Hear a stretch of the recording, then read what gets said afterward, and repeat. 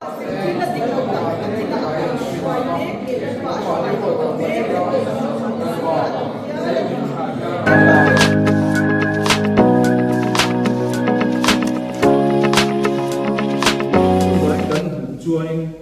ram kal kan lu chon Iso Krista nei te kan Iso Krista kan ta na thi to a kan o yanga thu kan zo ma khami ka kan chu mai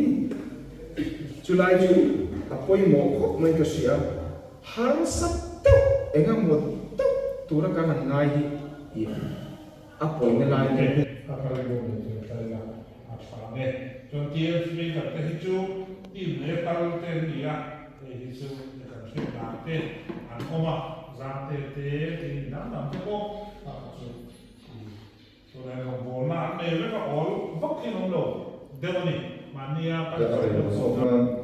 tu pui tu kan sia na wakat na IT ko ra tama officer kan statistics da missionary song te ta officer kan statistics da missionary song te ta India pa na ya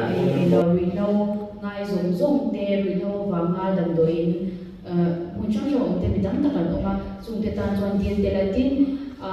khula ya te we know wanga ina po la khula ya me am chi te ka yang te pa an oma le I we know ngei tum I beilek te ka yang ho tan po khan dil la ti kha kan bel duwa chuan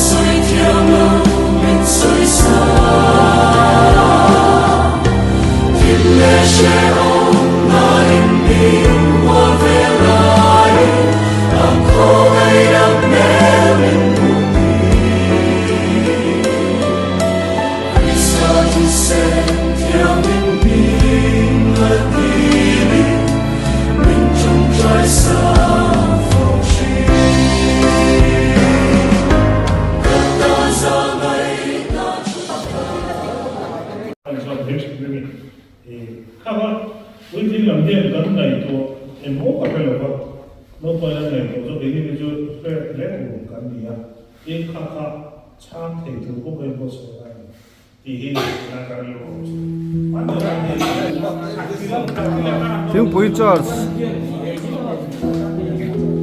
lama chặt chum thiam em sa marina kan Jesus te o lama lo thlir tu ri ruha te ho khan ni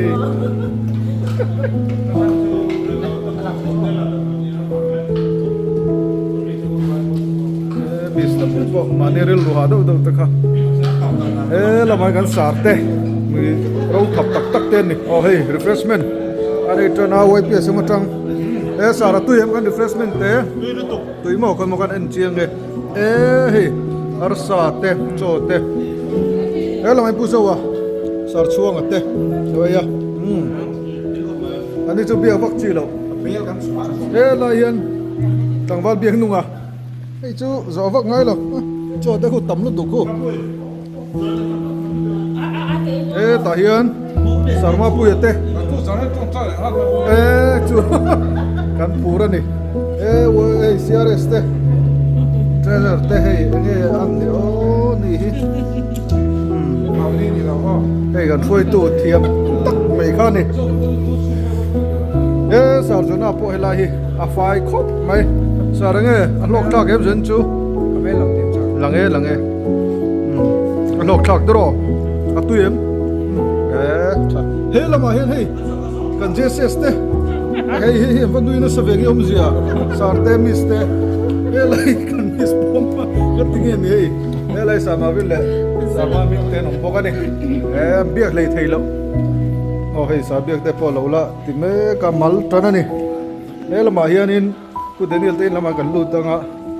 kan nula haun la weya o hey